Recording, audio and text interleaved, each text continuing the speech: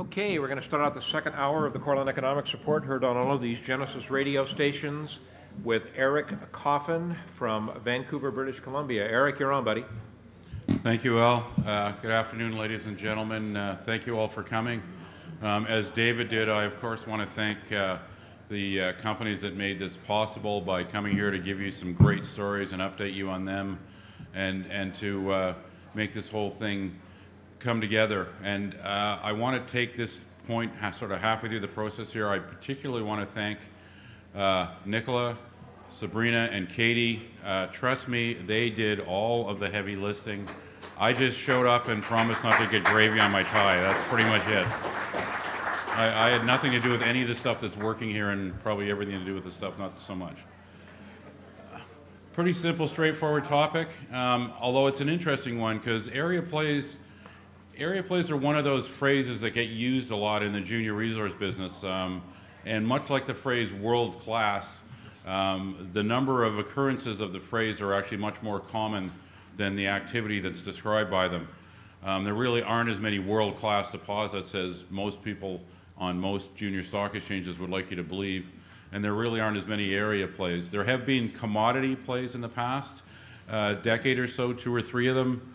Rare earths is a commodity play, uranium was a commodity play. You have other area plays that got some momentum, but they never seem to quite really get the legs and really hold together for a long period of time. In some cases, like Ecuador, it was political reasons. In other cases, for whatever reason, it's just not getting that critical mass. Yukon's really the first one that Dave and I view as being a true geographic area play, probably really since Voisey's Bay and Lac de Gras in the last decade, which are both huge, huge area plays. And we think the Yukon, it's not even there yet. We think it could actually get to be that kind of scale with the number of companies and the number of amount of money and companies that are entering the area now. One thing that I just want to touch on briefly, Dave dealt with most of the market stuff, but I do find this very interesting. I had several questions from people during the coffee break that was, they were basically checking with me to confirm that I haven't in fact decided the world's coming to an end between yesterday and today, which I haven't. I am apparently one of the more optimistic guys around, which is a little frightening, but there you go. The reason for that, quite simply, on a market level, why I'm a little bit more comfortable is, as I mentioned to these people, part of what gives me comfort is the fact that everybody else is so uncomfortable. The fact that everybody seems to think the world is coming to an end gives me a great deal of comfort, because in my experience in the market, people usually talk their book. When 95% of the people tell you the market's going to drop, it's almost certainly going the other way. And this is a very interesting chart, and I just threw a chart here, and this is more or less the bottom this summer of the venture. This is the venture, this is the TXX, this is the S&P. It's pretty obvious which one's been doing the outperforming. The gold price is obviously a big reason for that. Coming out of the Summit doldrums is a reason for that, but the Yukon is also a large reason why the venture's been outperforming the other two. What is an area play? Because this is really what I want to talk about in this little brief presentation, is why are we calling this an area play? What defines an area play? Very important. New discovery. New is very important. To really draw in a lot of interest and excitement, it's got to be something new. Going back to drill something 12 other guys have drilled is rarely if ever going to generate an area play. New and growing discoveries, and again, this is what's happening in the Yukon, new types of discoveries. That's important for a couple of reasons. One, again, it's just a newness factor, but another reason is when you apply new discovery types to a piece of geography, what that almost invariably means is that the geos can go into that area and say, okay, it seems like these type of structures, this age of rock, this rock type, these things are all influencing it. Let's sit this stuff on a map and see how much geography we've got that we can deal with. These new discoveries, new discovery types give you a lot more real estate for these guys to work with that they can at least argue as perspective. It isn't perspective really until they hit something, but at least they've got the basis there for being able to make the argument. It's important that the play is led by juniors. Again, I don't want to disparage the majors. They make lots of big discoveries, but if you're a Barrick or a Newmont and you're drilling something that's 2 or 3 million ounces, it's a blip. You're going to make some comments in your quarterlies, and that's probably the beginning and the end of it. A junior, and we must all remember this is a negative cash flow business. By definition, they're going to be spending their time talking to as many people as they can, getting as much interest as they can, and you need that. You need it to be juniors leading the play in order for it to become a true area play, because they're consistently reporting and constantly reporting. In this case, there happen to be what Dave and I consider 3 companies that are play leaders with different types of plays that thankfully all happen to be followed by our newsletter. What an incredible coincidence that is. It's important that it's in a known and trusted jurisdiction. I mean, I made a short comment there about Ecuador, and really the reason why that probably could have and maybe should have become a bigger area play, but the problem was politics, pure and simple, really. The government shut the thing down. The Yukon's a very pro-mining jurisdiction. A large number of the people in the Yukon have some relationship to the industry, either directly as prospectors or they work for these companies. They like to see the mining companies up there. They like to see the money get spent. It allows access to staking. Anybody who wants to pretty much can go up there, get an account, go out and start staking, and a large number of companies can participate. One thing that's important that makes this work in this place is that it's not a paper staking jurisdiction. The Yukon is a place where you actually have to go out and pound the posts into the ground, which means you can't have some guy come in with a big bank account and just blanket stake the whole place. You have to physically stake these claims.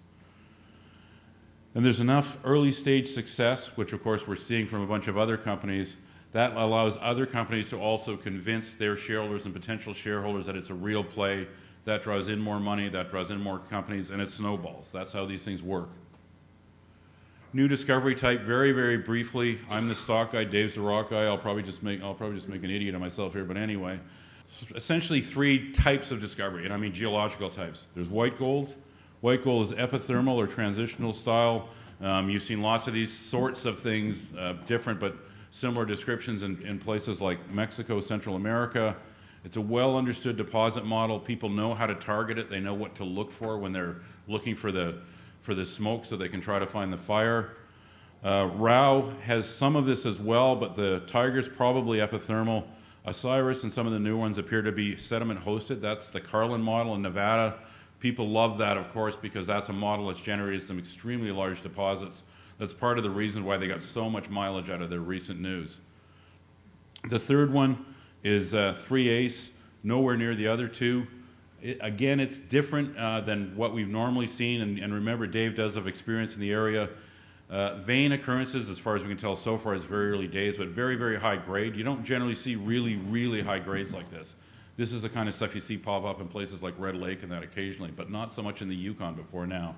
So all 3 of these are sort of different and new targets for this area, which opens up a whole lot of real estate. This shaded area that you see here, this is what's called the Tintina Gold Belt, runs all the way through the Yukon. It may well go into British Columbia, it probably does, parts of it, all the way through Alaska, through to the western side of Alaska. These little mine signs, as you see, not surprisingly, are mines. This is a USGS map. That's why a lot of it's on their side of the border. These circles here you see, those are actually placer camps. And again, this is important because the placer is one of the guideposts that brings people into different areas to say, that's a spot I should look in. These guys are getting gold out of the gravel. Where did it come from? And believe me, it's not like nobody thought of this before. Lots of guys have spent lots of time over the years trying to find the source of this or that or the other famous gold camp. But this is the first time where you've seen success in 2 or 3 different areas, and the targeting methods those guys are using are getting glommed onto by a whole bunch of companies, and a whole bunch of money is going to get thrown at this area in the next little while. Lots of new best friends. I think the guys that will be following me from Canada, I can tell you that they have plenty of new friends. Not just in the case of shareholders, but also in the case of people surrounding them. To give you a bit of an idea here, this is a fairly recent, but not that recent, claim map from the Yukon. This is the white gold area here. These are basically map sheet blocks. These light blue blocks are about, at this latitude, they're probably, 35 by 35 kilometers. Remember what I said, every single one of these, and what you're seeing is blocks of claims, individual ones, there's thousands and thousands of them here. This year, up to the end of June, 25,600 new claims staked in the Yukon Territory. That's 3 times as many as last year, which was when this play already started. It's about 5 or 6 times as many as it was the year before.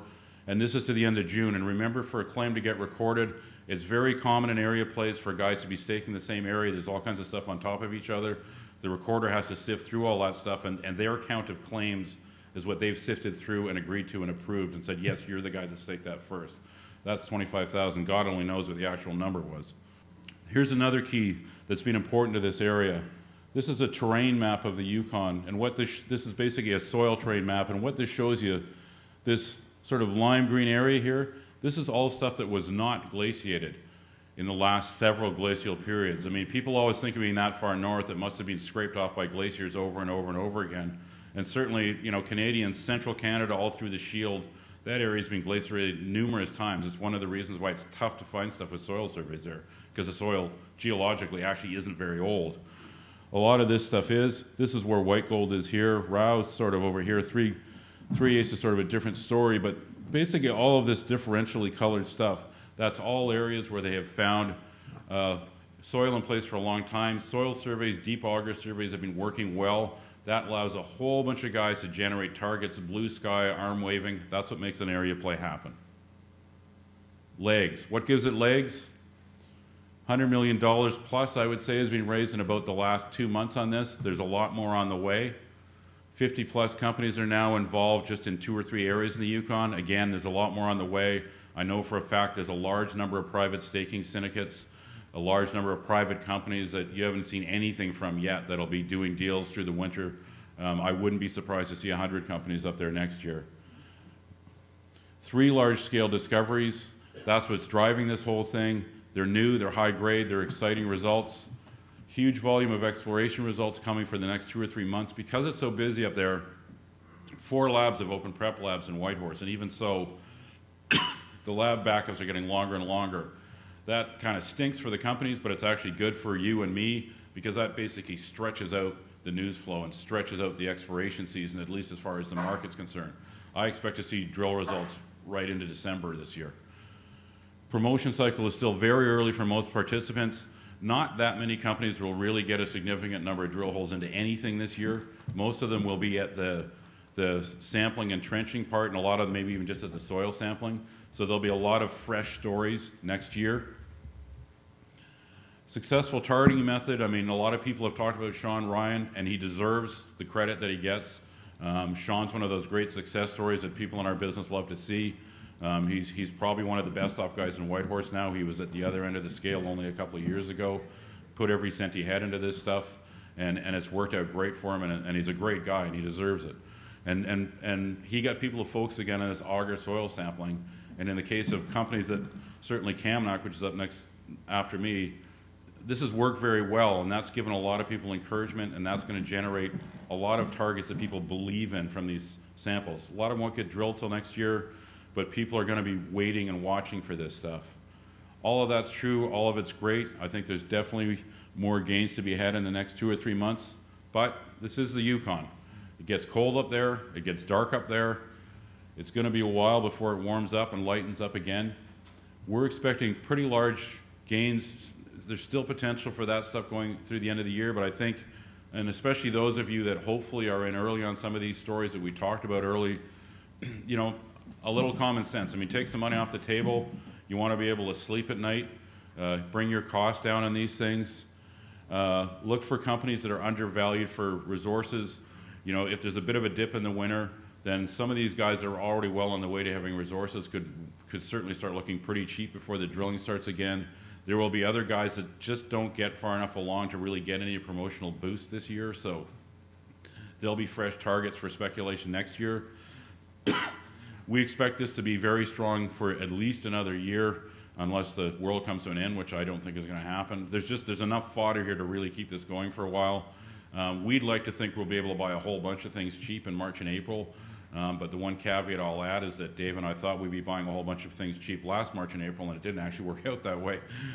We waited a little too long, and we're a little bit too stinky with our bids. So I might be a little more brave going into next year. This is what we do, you know, all of that stuff. I don't want to take up anybody else's time. I'm going to give these other guys some time to talk. All of the companies that are coming up in this, these next 3 companies in this segment, and some of the other ones here, are ones that we follow. This is a play that I like a lot. I've got time for maybe one or two questions? One question. Okay, I have time for one question.